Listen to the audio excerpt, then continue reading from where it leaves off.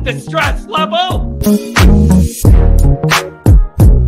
No, don't do it. Get a grip. This stupid video I just showed you. I almost stroked out and died over it. You're watching a different show. You donkey. You ain't a captain of nothing but a sinking ship. Don't do this to me, Harry. The Ohio State. It's Ohio State. What do you mean, the? 312-988-15. Hello? You tell Johnny all you've heard and seen. Sometimes it's good to just yell about football. Yeah, that's right. Long time no speak since about, a half hour ago. Okay, we are back. Weird schedule. Everything's messed up. I don't know if I messed up everything by going live on the little break and with the old link or whatever. Hopefully people will find us here, find this link, whatever. Good job by Notre Dame, you guys. Really, really good job. Really good job by Notre Dame. Like, this is about as good as you could ask Notre Dame to do, coming out of the break and blow somebody out. And it's like, we all totally realize Stanford's not good. Like, they're a bad team, and we all know that. This is what you do against a bad team that is no good. This is it. This is what you do to those teams. So, really, really good job. Callers, we're coming to you. 312-988-15. If you're up, you're going to be on the air. And I realize there's good games going on tonight. People want to watch some of that. I realize that. Yeah, Kedron Young looked good there too. A lot of teams blew a lot of games they should have probably pulled out today. And so really, really interesting afternoon for Notre Dame football. Listen, here's the thing. I'm always going to complain a little bit about the starts being slow at home. And I do not understand for the life of me why that happens every time. I don't get it. But after that 7-7 stalemate, I mean, Notre Dame did as good as anybody could ever ask them to perform. Beat the crap out of them, totally blew them out. You gain confidence. I realize their pass defense is garbage. Congratulations. Their pass defense is garbage, and you had a good passing day. For Notre Dame, you had the best passing day Notre Dame's ever going to have. Riley Leonard threw the ball, and they operated in the passing game better than what they've done, and maybe you could grow off this. Maybe you could grow off this, right? And you know what else I like? If you're on the phones, hang in there. We're going to get to you. All you guys are coming up. Here's the other thing I liked. When you look at the touchdowns here, look at what you had receiving. Chris Mitchell, touchdown. Jaden Thomas, touchdown. Raridan, touchdown. I really, really like that. Like, I just like how that got diversified a little bit and some different guys are getting in the end zone and give them some confidence. And it's a really good start to what's going to be kind of a weird second half of the season for Notre Dame. You think about what you have coming if you're Notre Dame. You have a couple brand name teams that are struggling. You have a couple academies that are flying higher than they've ever flown before, feeling better about themselves than they've ever felt before. And you got a tricky Georgia Tech team coming your way in Atlanta, which is a neutral site, but it should be skewed heavily towards them being in Atlanta. So I just think we're in a really interesting place here. I don't know. What do you guys think? Really good day for Notre Dame. Let's get into some calls here. We'll see.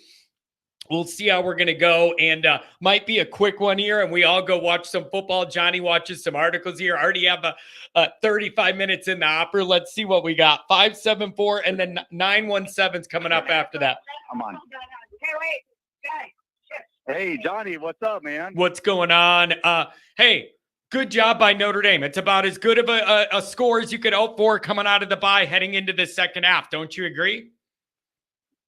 Yes, I do. This is Phil Haig, in case you didn't know my number. But, yeah, man, I was impressed. I was happy. I wanted them to come out throwing the ball. I mean, Stanford is what are they, 122 overall against the pass defense. Yeah. if they're going to come out, any team this year, and get this passing game going, which I heard over and over again from Den Brock and others, that's what they worked, on for the during the bye week. This was the game to do it, and I was happy. The first 3 plays of the game, I think, all went to Bo Collins, and Bo had a bad drop on the second pass, but I was happy to see that, man. Yeah, it was. Listen, I know Stanford's bad against the pass. Like, they're just really bad against the pass, and I know that, and I fully understand that. You took advantage of it. Like, that's the knock. It's going to be, well, they're really bad against the pass, and then you threw it on them. I wasn't sure we were going to be able to do that. So I'm just happy to be able to see us throw the ball around a little bit. Riley Leonard's best day throwing in a Notre Dame uniform. Maybe it gives everybody a little more confidence here moving forward. I thought that was a step in the right direction. Yeah, absolutely. And I was getting frustrated because, they if they're going to be anything postseason or to make a playoff run, they got to get the passing game going. They have to. There's no way you're going to go in there one-dimensional running the ball, and they got to get the passing game going. And, Chris Mitchell and Bo Collins, they transferred over, and they have to be frustrated. And so that was the one thing I wanted today. I wanted to see some deep passes to Chris Mitchell, and thankfully they finally got it to Chris Mitchell, and he scored on it. And I was very happy to see.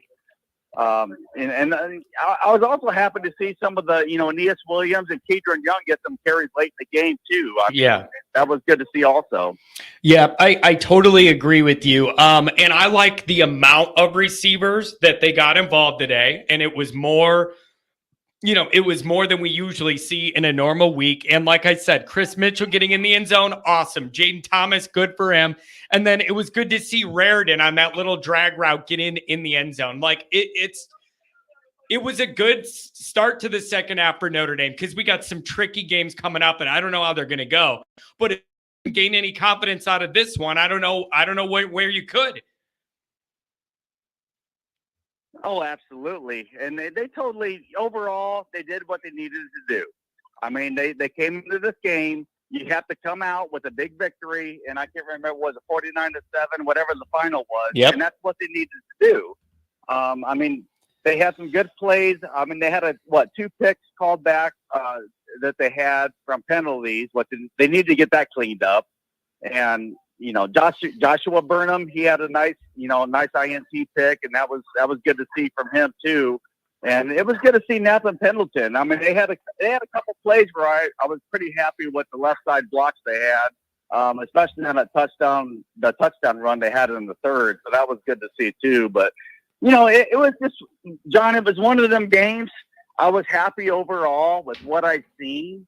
I mean, it was a big improvement. You could tell they made a lot of improvements over the bye, and it was good to see going down the stretch here because we got a lot of big games coming up. And I don't care what people say, that Army and Navy game, that's 2 tough freaking games. Yep. And you're going to Georgia Tech. I mean, you're going to the Dome down there in Georgia to play Georgia Tech. That's going to be a tough one. Yep. And then when Florida State comes up here and plays us in South Bend, I don't give a crap what the record is. You know as well as I do, John, that's going to be – they're going to play the best they've played all year in that game. Yeah, and it's no game to take lightly. So we got no easy games. Enough with this crap about, we're going to run the slate and make it, talking like it's going to be an easy slate to the end. Bull crap. We got a bunch of games. We got one game 1 week after the next. Yeah, Phil, you know what I think this is going to be? It's so unique, the teams we have coming as well. You have brand name teams that are down and out, and then you have the academies flying high. So everything's flipped upside down. Every single one of these remaining games offers a unique challenge that Notre Dame's going to have to mentally and physically be prepared for. It's just going to be week by week battles, and this is the first one off. You're done with it, cross it off the list. You just got to find a way to grind out these wins. I don't know what to expect with Georgia Tech and Atlanta, Phil. That it can't sneak up on you. It's been on the radar. It's going to be that's going to be a little kind of a weird game there. Yeah, I agree completely. But hey, John, I'm not going to keep you up. I'm sure you got many other callers. And Phil, let me ask, what was the crowd like? Man, it was a good win. Phil, what was the crowd like? What was the energy? That's hard to tell on TV what that energy's like when it transfers over. What was the crowd like? What was the energy like? Was it sleepy? Engaged? I'm not gonna lie. It seemed like there were some open seats. Like, I don't know if it was just on TV or what. Like, what was the situation like in the building?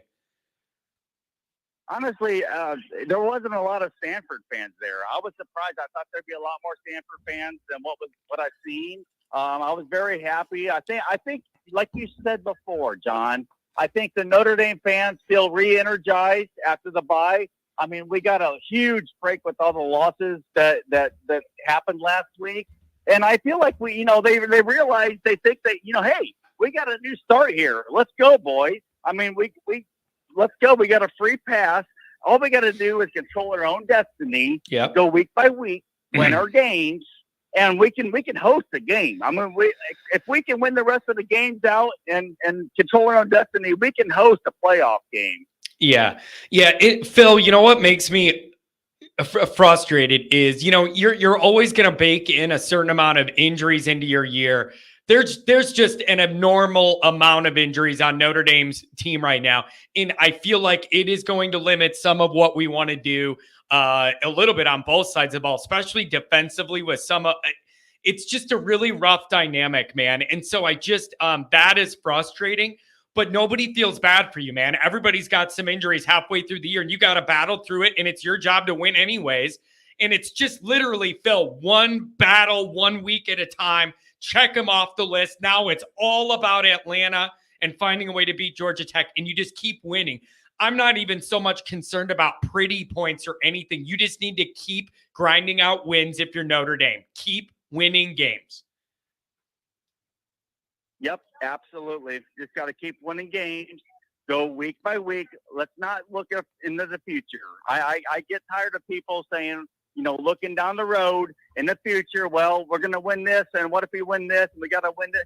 No, you worry about the next week's game. You win that game one way or another, and then we'll get, you know what I mean? Yeah. I mean, we're going to get there. You just got to go week by week, and I think, if we keep making improvements, especially if we can be a running game and a passing game offensively, that's a huge help because, in my opinion, defensively, I think we got one of the best defenses in the country. I'm not worried about the defense at all this year. Next year's a different story, interior defensive line. But this year, I think right now, if we can keep our offensive game going, especially the passing game, if we can keep improving there, I think we got a good shot, man. Yeah, it's I look at it as first time out in the second half. This is about as much momentum as you could gain. Everybody should be feeling really good about themselves around Notre Dame, and that is a good mindset to have a good week of practice and then get ready to go to Atlanta and win a game in that dome. And also, good job by your wife to deliver the goods today at the tailgate. I saw the pictures, and I knew she would deliver, baby. She always does, Donnie. You know that, man. Hey, I miss you. I hope we can get together sometime soon, man. I miss you guys, and we always have a great time when all of us get together. You know that, man. Yeah. Hey, enjoy the rest of the weekend, man. Watch the rest of these games and some NFL tomorrow. Enjoy yourself, man. You guys are, it's been a joy getting to know your whole family, man, the extended family. You guys are great. Thanks for everything. Oh, you're welcome. Real quick, though, my father-in-law wants to say hi to you. Oh, yeah. Put him on. Hey, Johnny, how you doing, man? This is Mark. This is Phil's father-in-law. How you doing, brother? I'm doing good, man. Hey, good win for Notre Dame here. This is it's a good way to build momentum into the second half of the season. It feels good to kick the crap out of somebody at home, doesn't it? I'll tell you what, man. I've got nothing but positive vibes to give to Notre Dame, and I think we're going to be good throughout the rest of the season. And I love you, Johnny. You're awesome. And I'm going to give you back to Phil now, but amen, brother. Hey, thanks a lot. Notre Dame's going to be just fine. I appreciate it. Thanks for the kind words. And hopefully we'll see you guys again soon, man. It's good talking to you. Thanks. All right, Johnny, this is Phil back. But hey, yeah, man, have a good show, and thanks for having me on, and we'll talk to you soon. No problem, buddy. Take care now. Have a good rest of the weekend. Always good to hear from the Philly special. It's the Philly special. Couple super chats back to the calls. 917-215 are going to be the next ones up. $5 holler from Steven. My apologies for predicting 48-14. Yeah, good little blowout, man. Notre Dame covers at home after the slow start. It's good to see. Look at this. Callers, we're coming to you. Brandon Fry, glad ND dominated today. First game I haven't been able to watch in over 5 years. Down in Florida, cleaning up from man, doing some good help for the community there, and good for you, buddy. And you're a good dude, man. Eric, nobody gets excited about service academies. Here's the trick with the service academies. You guys know this. No matter how good the service academies are, you know how this is going to go. If Notre Dame beats them, you get no, even if they're undefeated. If Notre Dame beats them, it's going to be, oh, it's just a military academy, no big deal. But if you lose the one, even if they're in a good year, you just get ridiculed till the cows come home. And if you add a military loss to a Northern Illinois loss, now you got real problems. So that's the reality of Notre Dame playing these academies. Even when they're good, you get no credit for beating them. And if they're bad and you lose, you're screwed.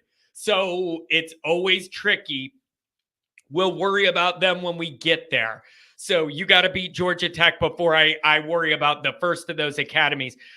You got to be here's the other thing with the academies. You got to be efficient on offense to beat the academies and very precise on defense. Knowing your man, knowing your lane, knowing your role, just like The Rock in the 90s, know your role.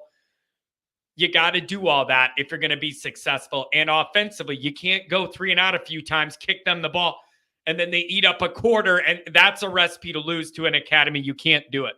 So it's going to get really, really interesting. Look at this. Callers coming back to you. Matt says, last 2 meetings, Notre Dame's outscored Stanford 105-31, chopping down the tree. It's a long call from, man, it's a long ways from the days of Andrew Luck and those and Christian McCaffrey. Remember some of those teams? Man, those were physical, tough, fundamentally sound Stanford teams that used to beat up on Notre Dame. James with the $2 hour. Good job for the 20,000 who stayed. James, good job for you working it all there, buddy. Love to see you. The rain delay was out of the blue. I think it was out of the lake. You know what I mean? 917, what's going on? 215, you're coming up after that. What's going on, 917? Hey, John, it's Pat from West Palm. What's going on, buddy? What do you think? Really, really good first game out of the break, I think, overall. Build some confidence a little bit. You know, I was happy until the final 2 minutes. And then we come back from the 2-minute warning, and we're throwing the ball in the end zone, up 49-7. I mean, are we the Miami Hurricanes now? I mean, that disgusted me. You're up 49-7. Why are you trying to run up the score? Maybe they feel like they disgusted. I was appalled by that. Maybe they feel like they want to practice it, or they want to get the other guys involved more, something like that, man. I don't know. Or maybe they figure we're never up by this much over anybody. We got to take advantage of it when we finally are. I don't know. I found it disgraceful. That, and, the internet's aflame with rumors that this Carr kid is injured. Like badly injured, like out for a year injured. And your starting quarterback has a serious injury history. Why are you even playing the number 2 quarterback with 2 minutes to go? The number 2 quarterback could be the guy that has to lead your team later this season. And you're having him play, not just play, but drop back to pass with 2 minutes to go. I look, I'm old enough to remember Jimmy Johnson running up the score against Notre Dame back in 1985, 58-7, very famous game. I remember the rage my grandfather felt watching that game and how disgusted he was with Jimmy Johnson coaching the Hurricanes. I have to tell you, I see the same thing with Marcus Freeman. I don't ever want to hear anybody say Marcus Freeman is a Notre Dame man. He tried to run up the score on a team that was beat 49-7, and we're throwing the ball in the end zone, and he's dumb enough to play the number 2 quarterback under those circumstances when the number 2 quarterback could twist an ankle, and then you're screwed because this Leonard kid gets hurt all the time. So now you're down to your 4th string quarterback. I got to tell you, John, I was disgusted by it. I can't believe what I just saw. A Notre Dame team trying to run up the score. It's not even like trying to make it look good for the pollsters. You're up 49-7. What the hell do you need to be up 56-7? You don't. Is it pure stupidity? It's poor sportsmanship. It was disgusting. Man, this is tough. Like, what if they just genuinely wanted those guys to get some work? Like, isn't that what the backup's for? And don't you want the backup to have to get some work in case he needs to go in as the starter? Like, they would argue that they just want their guys to do work. He had gotten his work earlier in the 4th quarter, and I had no problem throwing the ball as soon as Angeli came in after that lightning storm. I had no problem with that. But when it's less than 2 minutes to go, why aren't you taking a knee or handing it off to some walk-on? You know, I mean, he had already gotten his work. I get the fact that you bring in Angeli for a series or two. However, you're not getting any meaningful practice reps with less than 2 minutes to go against Stanford by throwing the ball there. All you're trying to do is run up the damn score. That's all you're trying to do. And I find it disgusting. I can't believe a Notre Dame coach would allow that. Man, it's tough. Dude, it's so tough, though, because you have such high standards for Notre Dame. And every time you call me, it's about Notre Dame's not doing enough. They're not good enough. They're not winning enough. They're not winning by enough. And then now they kick the crap out of somebody and they blow somebody out. And now you're mad. It's just, I'm sorry. It's just, I find it it's funny to me because you're always the guy about Notre Dame standards and the way it should be and winning big and all this. And then now they kick the crap out of somebody and pile it on and you're mad at them. I've just never seen running up the score like that. I've never seen throwing the ball in the end zone with less than 2 minutes to go when you're up 49-7. To even state that reveals the poor sportsmanship. I don't know. I'm turning into an old crank. I get that. I mean, I've always been one. But come on, man. Show some. Why are you trying to rub it in on Stanford? You're going to see that team next year. I don't get it. I really don't get Marcus Freeman. And I really don't get why you're playing Angeli at all. Why don't you put Minchie in? Why isn't he playing? Well, you know what I mean? It was just. I mean, I guess if that's not a spot to let your backup run the offense for a while, what would be? You know what I mean? Like, that's why I'm struggling. It's a time to hand the ball off and then take a knee. That's what the time is. The game had been decided. Stanford wasn't calling timeouts. They wanted the game over. Everybody wanted it over. Less than 2 minutes to go. Yeah. Man. So why are you throwing it in the end zone? I have no problem handing the ball off to the 4th string running back and him running as hard as he can. Yeah. And if he scores, he scores. I have no problem with that. Because if he gets tackled, the clock continues. But it's the throwing the ball. Gotcha. Yeah.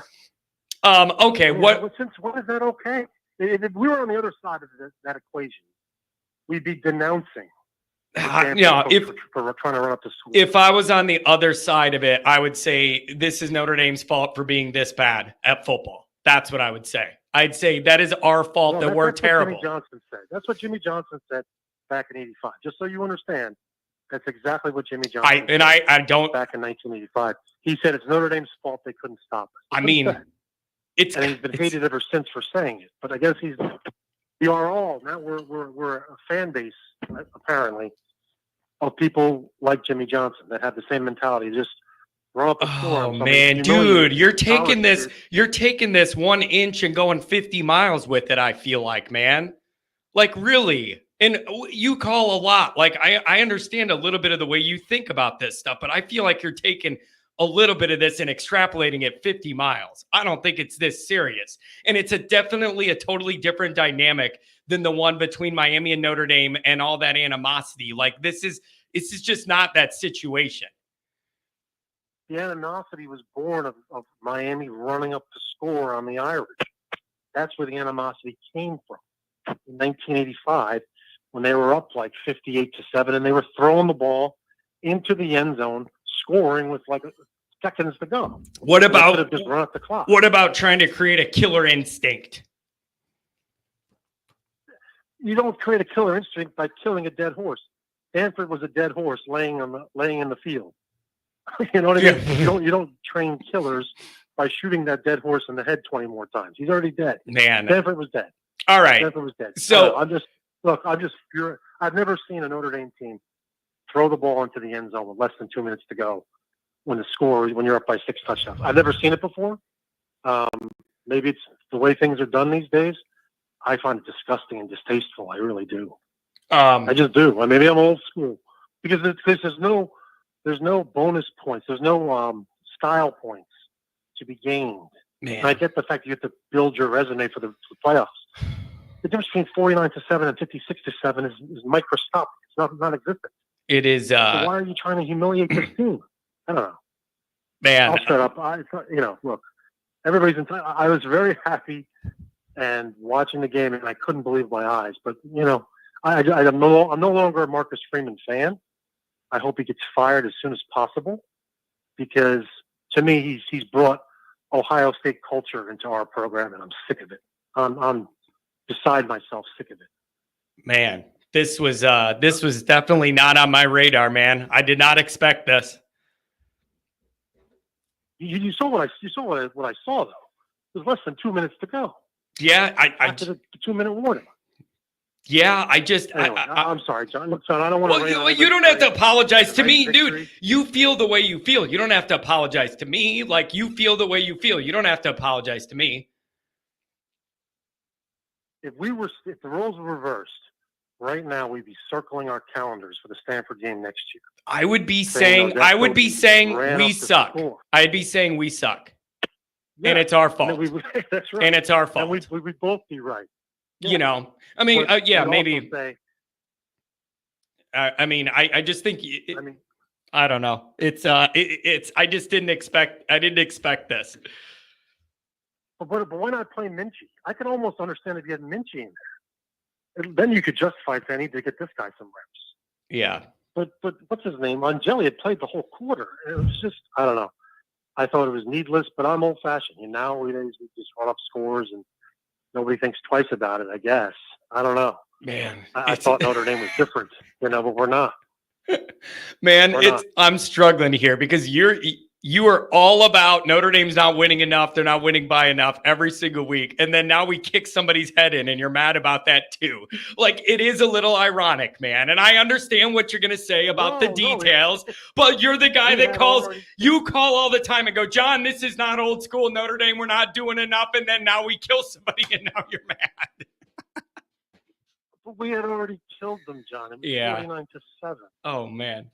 We had already killed them. Already killed them. They were dead. Why would you try to humiliate a team in a school like that? I don't get it. I don't understand. Why would you have your quarterback drop back to pass? Oh man! He gets sacked and cracks his ankle. You know what I mean? A lot of things could have gone wrong on a pass play like that. And I'm just like, jeez, man, Marcus Freeman, you've made it hard for me to root for you. You've made it really hard for me to root for you. All right, here's what we're going to do, man. Here's what we're going to do. I want you to think about this. Call me back later in the week on the normal morning show. Let me know if you change it all I want to know if you've changed it all or if you're holding firm on this as far as the offense you're taking. I want you to get back to me and let me know if you're holding firm. You don't have to apologize to me, man. You feel how you want to feel about it. I'm just glad Notre Dame won by a lot. But you could feel however you want to feel about it, man. That's up to you. It's all good. All right. I appreciate that. Enjoy the rest of the games, man. Take care. All right, man. Bye. Dude. I didn't expect that. Out of all of what we got. Like, I was not expecting. I just didn't expect it. And he's always the guy that calls in the morning show. John, this is not Notre Dame football. We're not winning by enough and all this stuff. And then look what. Oh, man, that's rough. We got a whole nother bank of callers here, but I got some super chats I need to attend to. And then if you're on hold, you're going to be on the air. Let me. It's just, I get what he's saying, but at the same time, like he's in between, right? Like it's never enough, John. This is not the Notre Dame standard. We're not good enough. And then you blow somebody out and you're finally in the position to go for the big shot here and end it and like really pile it on. And then we don't like that either, man. Like it just wasn't on my radar. Of all the game notes and the things I have that I'm thinking about, this was not, it just wasn't on the list. Couple super chats and we'll go right back to the calls. Let me check. Let's check the score of some of these other games real quick. Ohio State 7, Oregon 6, Florida 3, Tennessee 0. Ole Miss and Brian Kelly 0-0, almost end of the first quarter. That is what I'm looking at. It may be a little delayed. I'm not sure. Super chats. Then we're going right back to the callers. If you are on hold, you are going to be on the air. Let's see what we got. $5 holler from Steven. My apologies for predicting 48-14. We did the $2 hollers from James. Thank you very much. Pilney 35, $20 holler. Every game is now a trap game. Tech is their home game on friendly turf. USC in the Coliseum, our greatest weakness until we prove otherwise. I'm telling you, each of the remaining games has something unique to it other than probably what? Virginia? Do you feel what I'm saying? Like every one of these games has a little something extra feel to it other than the Virginia game, which just puts me to sleep thinking about. But the Georgia Tech situation and the way they play the game and it being in Atlanta in that weird dome situation, then you have Navy and Army, and we're going to get into, the uniqueness of playing the academies and all that. Then you have the brand names that are struggling, Florida State, USC. It's going to be unique challenges week by week all the way through the rest of the way. And Notre Dame's just got to be good enough to grind it out and get through it. Everybody on hold's going to be on the air. That's a promise. $20 holler from Pilney. Oh, look at this. Frank Leahy used to destroy teams with regularity. Nobody cried about Coach Leahy winning by too much. ND fan base is not used to winning. This is not Jimmy Johnson running up score, not even close. I was trying to get to that of like, that was personal of that situation. And I just think this is more like trying to get our guys work so they're more comfortable doing what we need them to do. Like, that's kind of how I took it. I don't know. That's really a specific, I mean, he could think whatever he wants. That's fine. $2 holler from Rodney. If 49-7's running up the score, then please more. There you go. I'm telling you, man, it just feels good to kick the crap out of somebody. Will he be hard again? My free testosterone dropped 40% listening to this. Well, then the answer to your screen name's probably no. $20 holler from Pilney. Thanks for the $20 hollers. ND is not OSU. ND students go to class, take real classes, no jock dorms, and do their own work. ND did not run up the score. It was a ground attack and good backup play. I guess there's a fine line there between like running up the score and getting your guys the work you want to get them, right? Like maybe that's where this falls in that in between. Another Pilney $20 holler. You can't develop backup QBs just by handing the ball off. It's a really good point. And callers, I'm coming right back. $20 holler from John Fisher from Birmingham. AI, go Irish. Thank you very much. Really, really appreciate that. So, listen, here's what I'm thinking. The further removed we are from this game, callers, I'm coming back to you. I feel like this is maybe the kind of game you can start to grow from as a team a little bit. Purdue, it was kind of weird. And especially coming off of Northern and then just how off the chart bad Purdue is. But I made such a big deal about getting into the second half of the season here and how every game's a big deal and it's 1 week at a time, living and dying, and you just got to fight your way to a win week after week after week and grind it out. I can't think of a much better way to start than this. And I don't know about you guys, if you ever played sports, I always practice better we played better as a team or whatever. I had more energy in practice the next week because you have momentum and you're feeling good and you want to, and you're remembering all the good things you did and it energizes you to try harder and get better. Like, I feel like this could be used as a little like kind of a springboard. And so I love it. I absolutely love it. And I love getting younger guys in there, getting them in the mix. I love that the passing game expanded a little bit. And it's like, John, look at how crappy their pass defense is. Yeah, I know. And us even being able to take advantage of it a little bit is a big deal because we're not that good at passing. We suck at it. We are not a good passing team for like the 80th year in a row, and it's driving me up the wall. Good for you that you took advantage of this team when you did. We are not good at passing. Good for you. You did what you did today. What was it? 229 for Riley Leonard. That's about the best that he's done at Notre Dame. Couple of calls. 215-502-574-716. Going to be the next bank. Keep loading up the calls. 215. Let's make it live. What's going on? Hello? Hello. You're on the air. Hey, John, how you doing? I'm doing very well, my friend. It looks like you have not called this show in over 2 years. I'm glad to have you back in the mix. You got it. I'm glad you remember. We used to have great conversations. I don't know if you remember. I told you my brother was a graduate. He was a freshman at Notre Dame in '88. And I've been to many games. I went to Valparaiso, but my whole family grew up rooting for Notre Dame. So I love your passion. And I have an uncle in California who told me to start listening to you.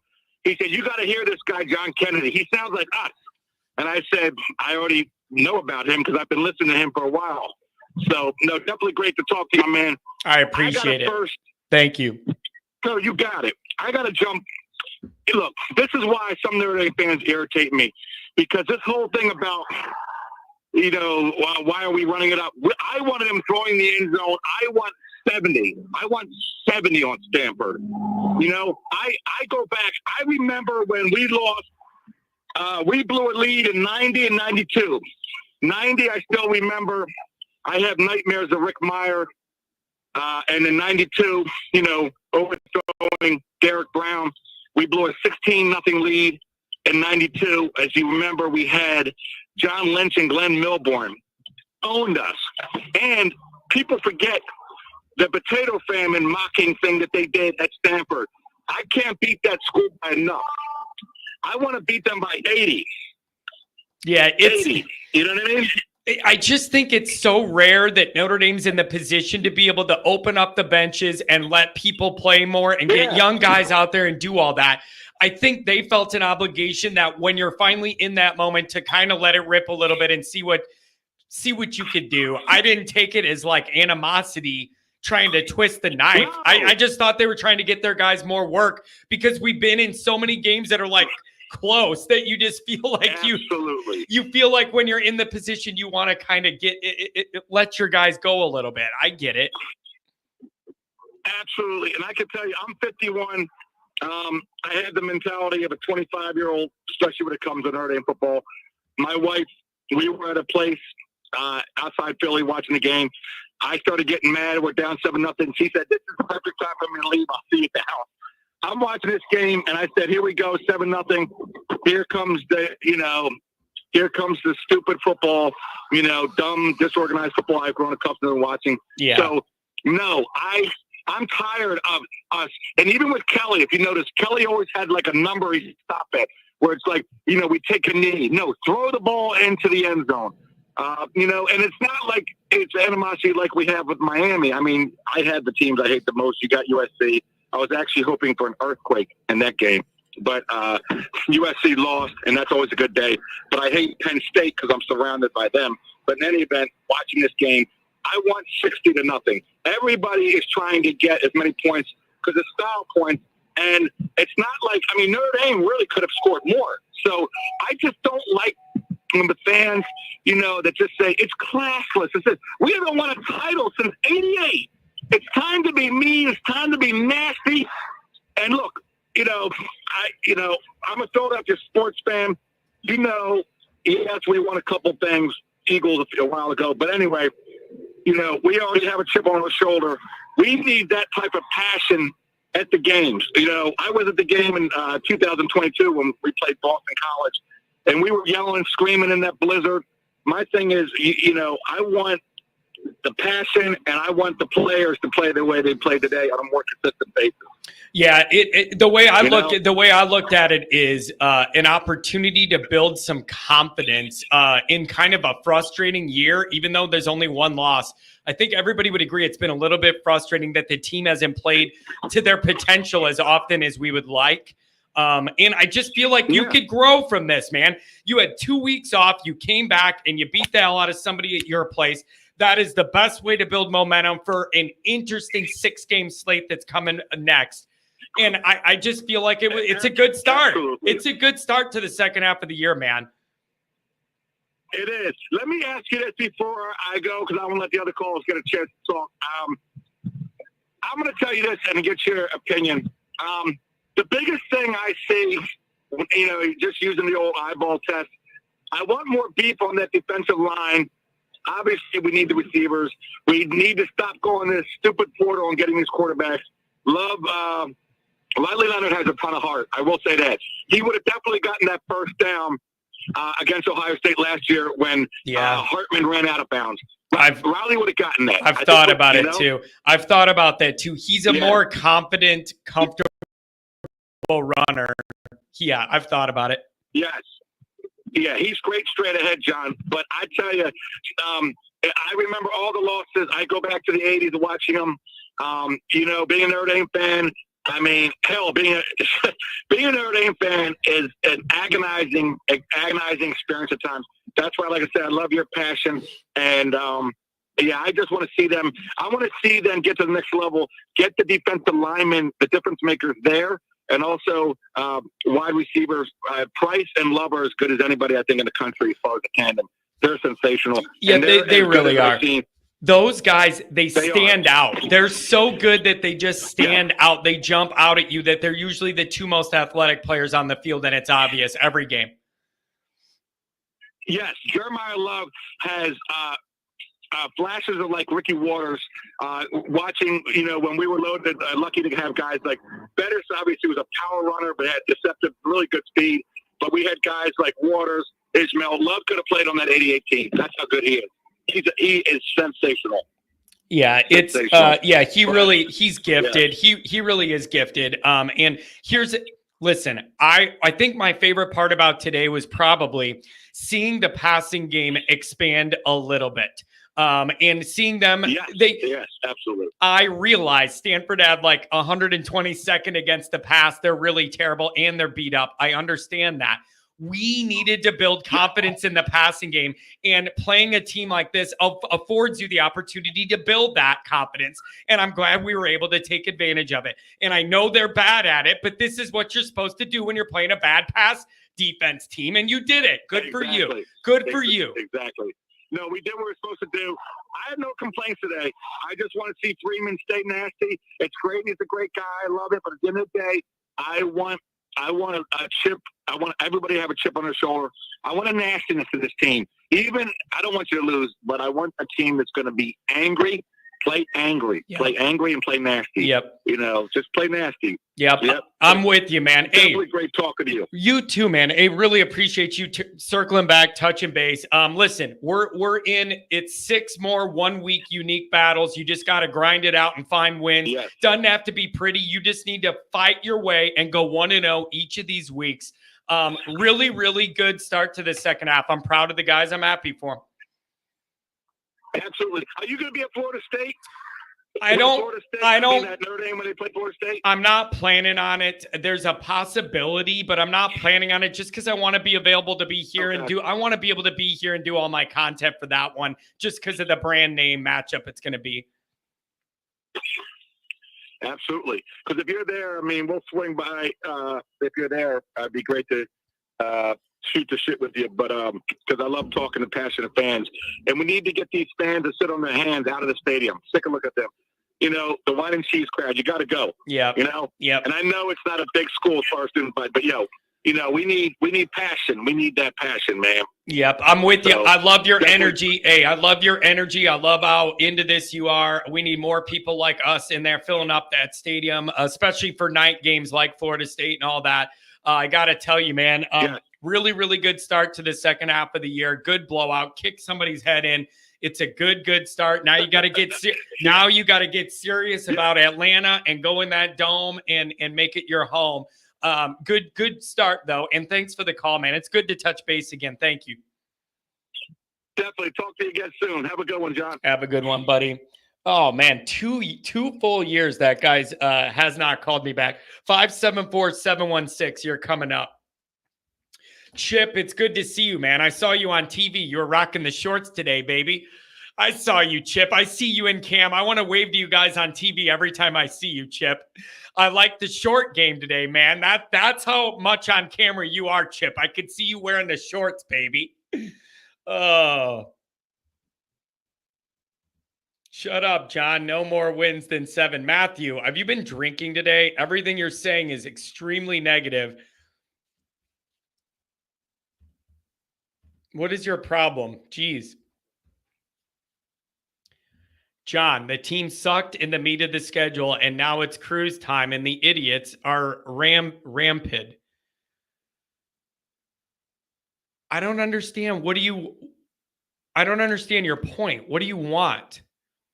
Like, I'm not acting like we just blew out Georgia, but for the team in front of us in the moment we're in, this is about as good as this Notre Dame team's going to play this year was today. Like, I think Purdue was off the charts because they're so bad. But, like, I don't know what else you want, man. I'm not acting like we're beating Georgia by this amount or Alabama or Ohio State. I'm just saying for this team, as banged up as they are with the problems they have, this is about as good as we can play. And coming out of the break, I think that's awesome. So I don't know. I mean, I'm frustrated too. Northern Illinois was frustrating. We're not as good overall as I wanted us to be. Nowhere near it. This team's playing nowhere near the level I wanted and needed them to play. Like, I admit that.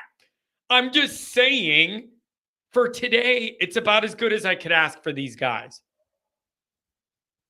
574, give me some more. 716 in the mix. Dial up the calls. 312-988-15. Dial it up. 574, what's going on? Welcome to the show.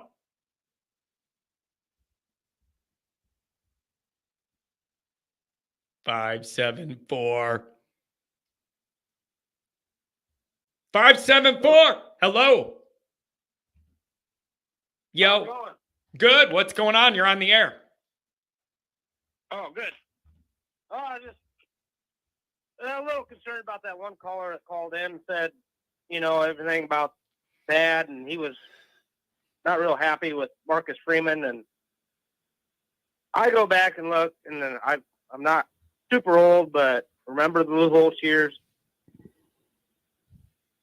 I mean, mid-'90s to mid-2000s are terrible anyways. Brian Kelly got it kind of turned around. Marcus Freeman hasn't fallen off that much. I think there's optimism here, and I think we got to just stay patient and see what happens. Yeah, I mean, do you agree with me that, like, they played better today than I thought we were going to play. I picked Notre Dame to win, but I didn't think it'd be this big of a blowout, and I'm happy to see it. And it's like, well, they're really bad at whatever. Yeah, this is what you do if you're a decent team against a team that isn't that good. So I guess I'm glad that we did what we were supposed to do today. Good job. I don't understand why that's, like, controversial. Good job.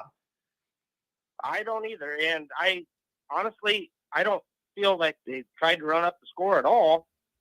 They're just playing decent football, had an opportunity to play some extra players. Yeah. Let them get some time in because you're going to need them. And yeah, in 2 years, they're going to be your starters. They've got to have some time. And how do you kids can only play 4 games or they lose their right. And here's the way I look at it. How do you balance like trying to be respectful and not running up the score or whatever with trying to build your team's confidence and see what you have in your young guys and your backups and everything and see what they're capable of doing and trying to build their confidence out there. Like, it's not like you had your starters in there and you were throwing the ball all over into the end zone. So, like, I understand that you're trying to see what you have and build some confidence with your young team, like, and your young guys. I totally get it. And I don't think this team's going to be in the position to blow teams out that often this year. I had no problem with them taking what they could get today. Exactly. And hey, they ran that. Well, his name is Young, but they ran his number quite a few times, and he did a really good job. And they couldn't stop him, and he did his job. And that's up to Stanford. It's not up to Notre Dame. Yeah, and you know what else? You know what else I want to bring up too, and I'll see if you agree. I'm sure you will. I want to say this. A lot of this has been focused on the offensive output. Riley Leonard's best day passing, 3 different guys getting in the end zone and passing touchdowns. Love to see Raritan get in there. All this, the defense as well. As banged up as that defense is, you gave up that first ugly touchdown, and then they locked down and shut it down after that and played that Notre Dame style defense that we're used to seeing. And you almost took it for granted that they never came close to scoring again the rest of the day. Really, really good job. I agree. Yep. So I thought it was a really, really productive, good day for Notre Dame football outside of the first out. Oh boy, it looks like somebody's saying Ole Miss scored and now they're up 10-0 on Brian Kelly already. Uh-oh. Big game. Brian's back.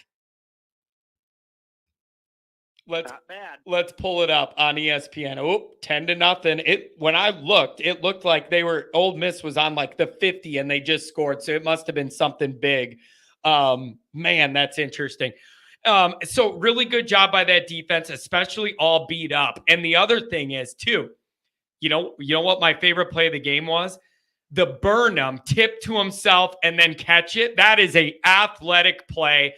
I'm so happy for him. He comes back after the injury and he tips that ball right to himself. That was my favorite play of the day. Long and athletic and getting in that pitch lane. Great job. And you know why else I love that?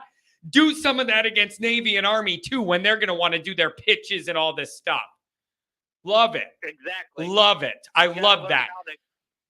To get right in that space. Yep. Make a play. Disruption, being long and getting in the way of where they want to go. I love that. People are saying, John, don't get ahead of yourself with the Kelly thing. I know, and we'll see what happens. It's early in that ball game. And what's Adam? It's good to see you too, Adam. Adam, I went out to dinner with Adam and his wife last night. I think they were a little bit hungover heading into South Bend today for the game. What is the score of Ohio State, Oregon? Looks like 14-15 Oregon. Wow, that's going to be a close one. It should be a good game. It should be a really good game. So what are your thoughts about moving forward, man? What are your feelings? What is your confidence level that Notre Dame could really run the table here with the remaining 6 games? Or do you feel like they're so banged up and the offense is a little inconsistent, you're kind of waiting for another dumb loss somewhere? Or do you feel pretty confident they could do this? What do you think? Well, I think I kind of agree with everybody else. Just week to week, you got to play them. But I think if you can play, Navy good, that game seems to be like a game that either A goes good or B goes bad. I mean, yeah. If you come out, get a 14-point lead, you're going to probably be good for the rest. You're of the game. so right. 9-7-0. You're gonna it's gonna be interesting. That is the pressure. That is the pressure of playing those academies where you feel like you can't punt, you can't have a turnover, you can't have a miscommunication. And if you give them the ball and they eat up 8 or 9 minutes, you're screwed. And if you get behind them, you're double screwed. And if you get ahead of them, you feel like you're in a good spot. Like, they reduce the margin of error. They reduce so much. And that makes me a little nervous the way Notre Dame plays offense. And every once in a while, the defense not filling the right gap or making an assignment mistake that makes me a little nervous. However, we got to beat Georgia Tech in that weird Atlanta dome before I worry about Navy.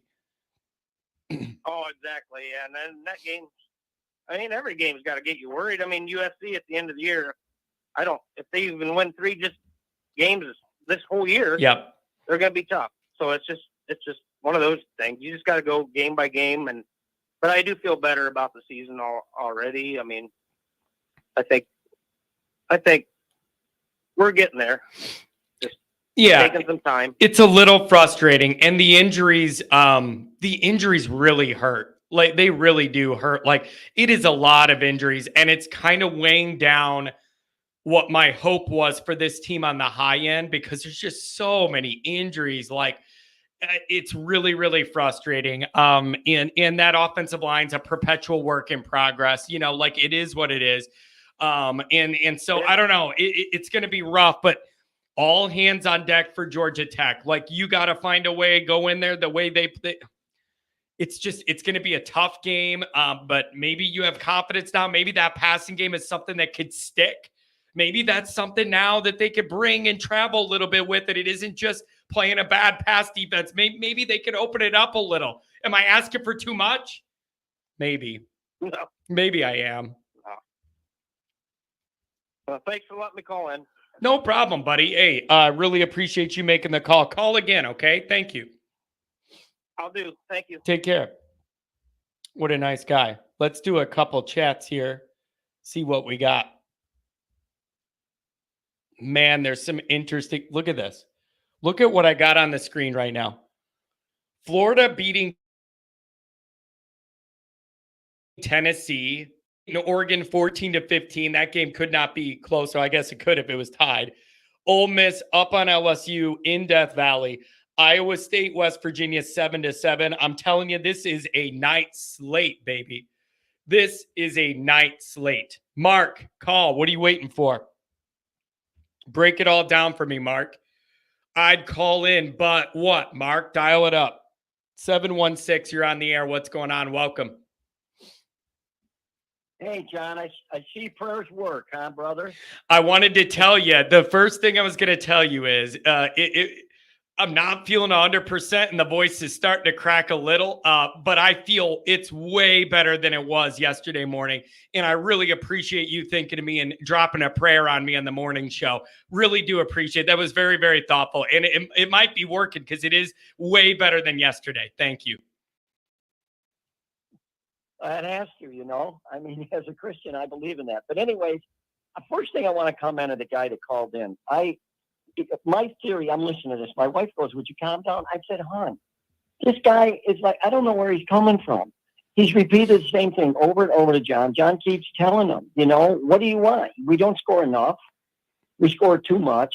If he's listening, I want him to listen to this. If he had a son or a grandson that was going to Notre Dame, and he was a freshman or a sophomore or even a junior, maybe he was 6th on the running back chart. Maybe he never really got an opportunity to play. So he gets an opportunity to go in the game. Would he want the coach to say, hold back, you can't play to your 100% ability because, we recruited you, yeah, but we can't do that because, we don't want to run the score up. Those kids want to play and win just as much as the guys that started. And when you put them in there, they expect you to play at 100%. They expect that to happen. And to me, to say that, he reminds me of a guy that would say, everybody gets a trophy no matter who wins. I mean, that to me is what it sounds like. He's not happy about if we don't score enough. He's not happy if we do score too much. But here's what he doesn't remember. When Jimmy Johnson ran up the score, Jimmy Johnson left the starters in. Irving was still in. Right. All those guys were still in. And it wasn't like he had the substitutes in there and he just run up the score. No, he left the starters in there. There's a big difference. I mean, what I feel bad about is 21, man. The kid from Texas is running the ball. I said, man, he's going to keep running, honey. He's going to have more yards than one of the starting running backs. That kid can run. Runs behind his pads. I mean, he's got power. I mean, 6 foot, 229, and probably not a lot of fat on him. That's a pretty good sized running back we got coming. But I wish we'd have left him in there for one more play to see if he could have got a touchdown. Yeah. And his teammates would have went wild, and the other coach would have understood. Listen, the other coach, they were talking about it. if you watch the game, because I had to flip over to Peacock because, of course, he didn't have it here. I couldn't record it because of YouTube TV where my son gets it from. I couldn't watch it. But anyways, so he was talking about how the other coach, he has the second best passing record for California. He played in the pros. He coached all these teams. He'd understand what it meant to have a kid to get in there and not have an opportunity and get a chance to score a touchdown. He'd understand that, believe me. But anyways, the things I wanted to tell you, I told you last Friday, we were going to see a different team. And that they needed time to work. In fact, when they were shut down there for the thing, if you watched them in studio, they were talking about how they were glad that when when the team came out and Riley Leonard come out and Freeman let them keep the pedal to the metal to start the second half because they need the reps, they need to get the timing, they need to get everything down. Yeah. And the timing's starting to come. But here's something nobody noticed, and I thought, man, Collins, he threw that pass to Collins and he threw it in the ground when he was off to the left. And I thought, oh my gosh, he didn't throw that into the ground because it was a bad pass. I really believe, I think if you ask him this, he's seen that guy was in position to jump the route if you watched it. And he didn't want to throw the pass and have it intercepted because the guy was going to jump the route on him. So he threw it in the ground. And I thought, he's not that dumb of a kid that he's going to throw it in the ground because that was way in front of him. I mean, he could have thrown it over his head. Yeah. But I think what happened was the last second, I think he realized if I throw this, he's going to intercept it. And he couldn't throw it over his head because his arm's already out there. And he just threw it and skipped it in the ground because he had to do that. Some of the things in the game, I mean, I couldn't believe the no call on the pass hold when the guy ran down the left sideline for us. And they said there is no call for interference. Yeah. Are you kidding me? But switching and YouTube. What I don't understand is multiple times in this game, refs saw something and then threw the flag, and then they all get together, and then they came back and decided, nope, we didn't see it after all. Like it was a little weird. That was a bad one too. He felt like it looked like he was hugging him all the way down there. What do you make of the passing game? Do you feel like I do? I know Stanford's really bad at defending the pass, and Notre Dame had their best year. It's progress, even if it's against a bad team. It's progress just for us to be able to do it against anybody and be able to open it up a little bit. That's progress to me. Well, the thing was, he hit him in stride. The majority of those he hit in stride. If he'd have thrown that pass a little bit earlier to Collins down the middle, or maybe put a little more air under it, that would have been a touchdown. But that, once again, comes from touch, knowing how fast your receiver can run, all the things that you have to do. But the timing looked really good. I mean, the Mitchell, that timing on the in route. Oh yeah, and Collins and a couple of the other ones, and getting the ball out quick. Getting the ball out quick. Yeah, and which was good. We do need to acknowledge that offensive line for Notre Dame is still, it's going to be a struggle the rest of it's not a plus unit right now because it just can't be. And they're too young. They're too banged up. They're just trying to keep their head above water. Anthony Knapp does well on some plays, looks totally overwhelmed and gets beat on other plays. Like, it is what it is. It's just what it's going to be the rest of the year. Well, yeah, I mean, that what killed the drive, I shouldn't say killed it, but what stymied the drive, the first one we had, was because of his holding call. Although, watching the game, there's 25 seconds to go in a half, and they run a play. And 44 for us, and I know his name, but 44 for us, I showed it to my wife because she walked in the house, and I said, hon, you got to see this. I said, the offensive guy literally pulled his jersey away from his body, and there was no call. And downfield, they called a holding on the DB. That's when Xavier, when he intercepted the pass. Yeah. And I said, oh, this is going to be offsetting penalty. They're going to have a hold on the other team too. I don't know how they missed that. I flipped over to watch BYU to see how they were doing against Arizona. The big star defensive linebacker for BYU hits the guy with the crown of not the crown of his helmet, but the part that would cover your forehead, let's say, that part of the helmet, not the 6 inches, at the top of the crown. And it hits him in the side of the helmet. And even the guy come out, the official come on, he goes, yeah, he goes, by rule, he goes, it has to be the 6-inch to crown. He said, and he didn't hit him with that. He hit him with almost like the front of his helmet there. He says, so this will be overturned. No, they come out and they kicked him out of the game. And the announcers and the guy that was the official in the booth goes, no way, they interpreted this rule wrong.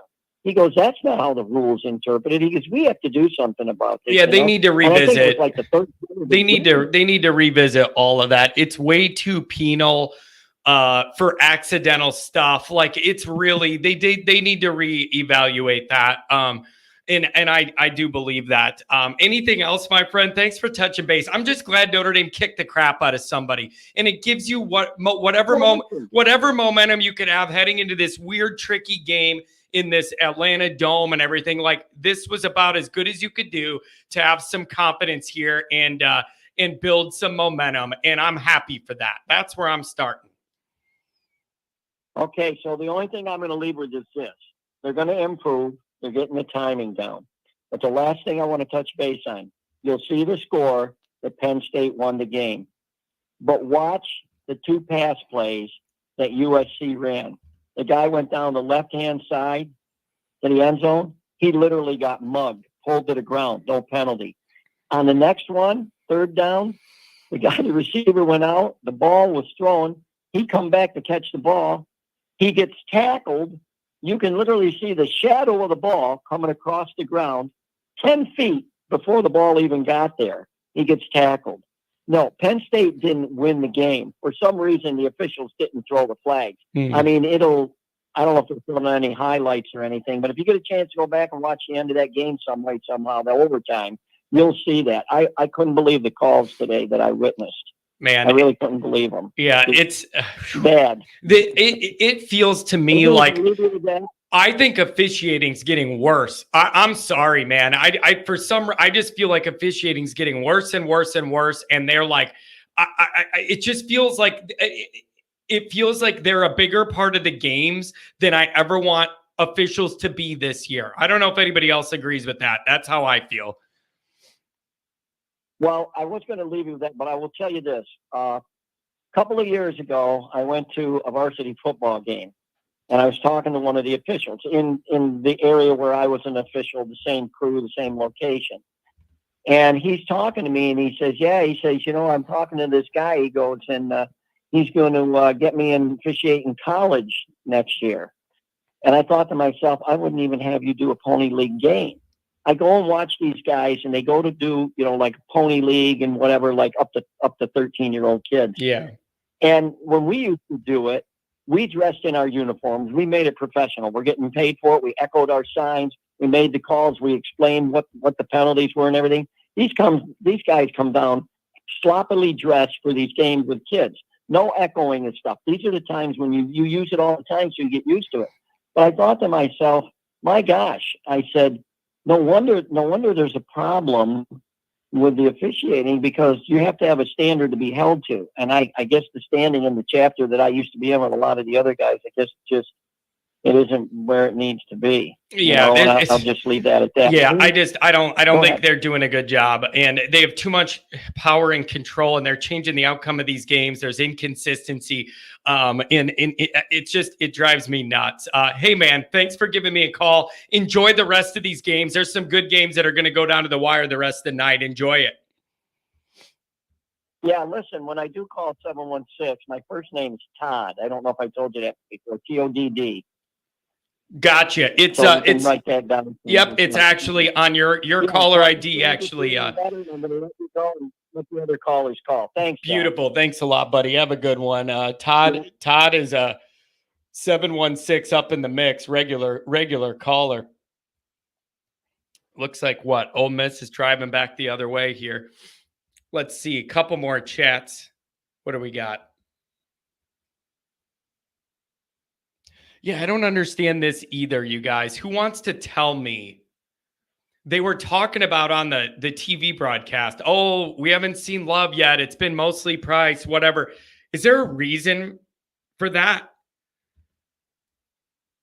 Like, is it just what they want to do? Or I just couldn't understand. Like, to me, Love is the best player on both teams. and he's not out there early getting the ball enough to like make a big difference. I just don't understand.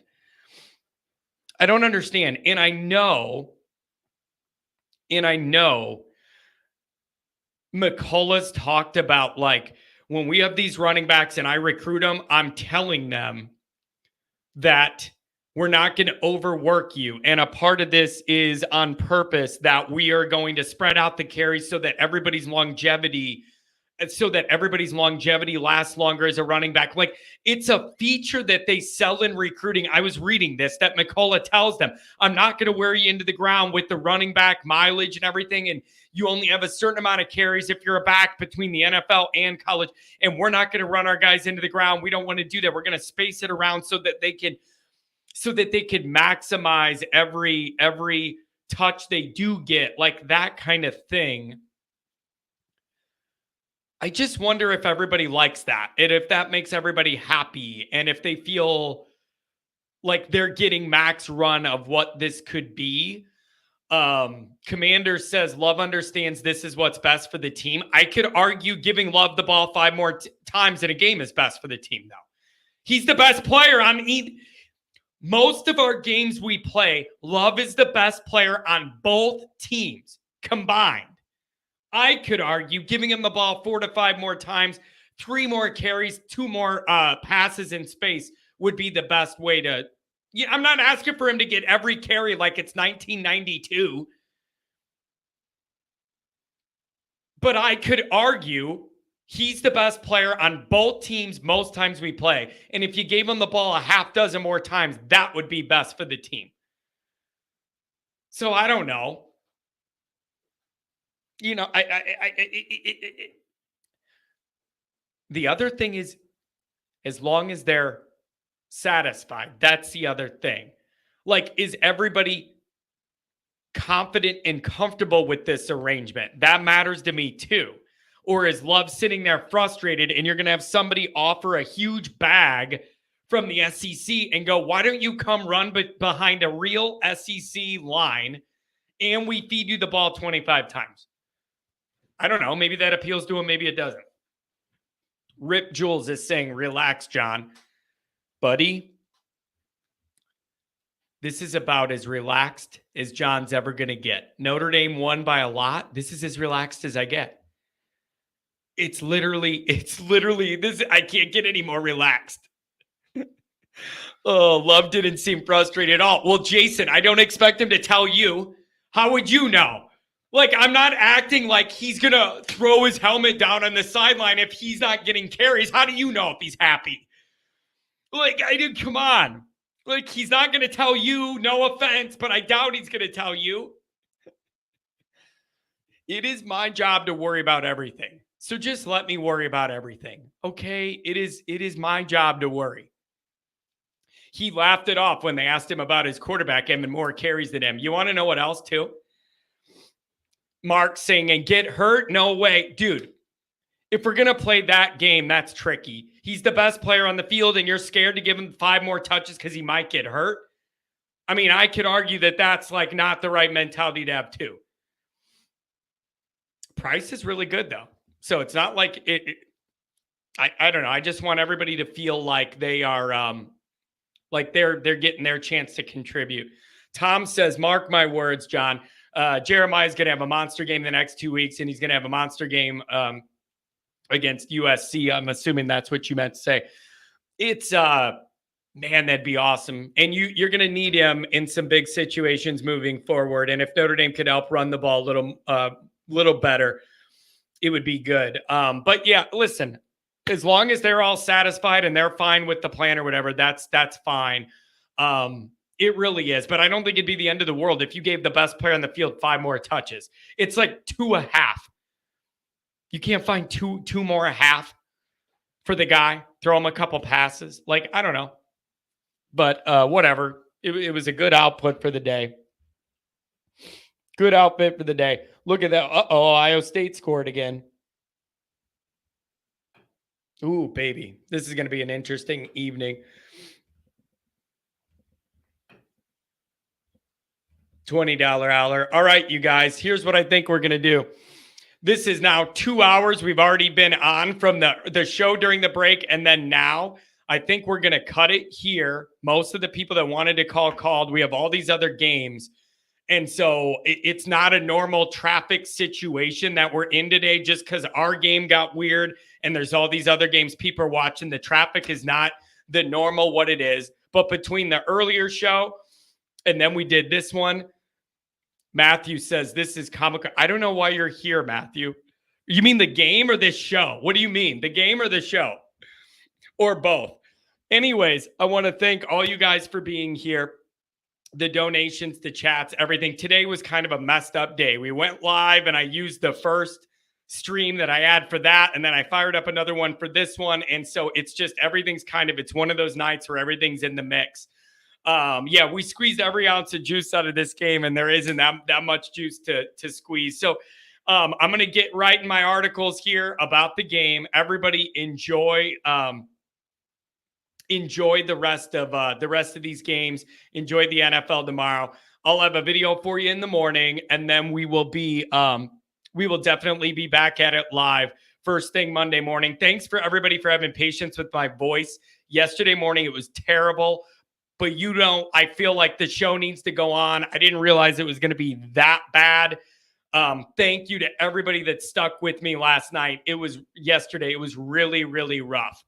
And I just had no voice. So I love you guys for making up for me and calling and you guys you guys own the show on my behalf because I wasn't able to do it. And you guys were calling and filling it up, and I appreciate you. So thanks, everybody. This is just a weird night and a weird setup. We'll be back on our regular routine for next Saturday. It's good to see all the regular morning people here. Love you guys. So thanks, everybody, and we'll see you. Take care.